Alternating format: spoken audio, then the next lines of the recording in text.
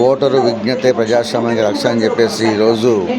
కేంద్రంలో రాష్ట్రంలో జరిగిన ఎన్నికల యొక్క సరళిని పరిశీలిస్తే అర్థమవుతుంది.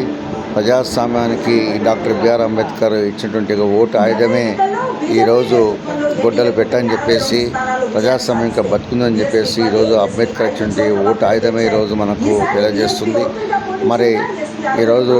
కేంద్రంలో కానీ రాష్ట్రంలో కానీ వివిధ రాష్ట్రాల్లో కానీ ఎన్నికల పరిశీలన చేస్తే ఈ యొక్క అక్రమ మార్గంలో అక్రమంగా ఉండే నాయకులకు ప్రజాప్రతినిధులకు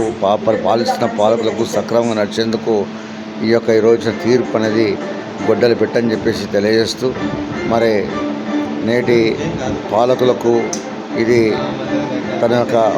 మార్గము సుగమం చేసుకోవడానికి సక్రమమైనటువంటి పరిపాలన అందించడానికి ప్రజలకు మేలైనటువంటి అభివృద్ధి సంక్షేమ పాలనను అందిస్తూ నమ్ముకున్న కార్యకర్తలకు ఎంతో దోహదపడుతుందని చెప్పి తెలియజేస్తూ ఈరోజు ఇచ్చిన యొక్క ప్రజాస్వామ్యబద్ధంగా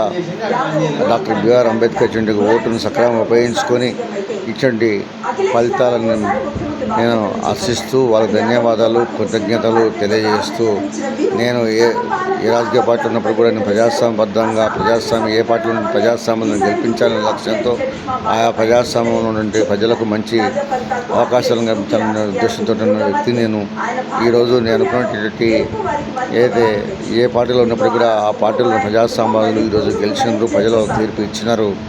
నేను ఒక ఎన్నికల్లో పోటీ చేసే వ్యక్తిని కాదు, నేను ప్రజాస్వామ్యాన్ని కాబట్టి నేను ఈ యొక్క కృతజ్ఞతలు ధన్యవాదాలు తెలియజేస్తున్నాను.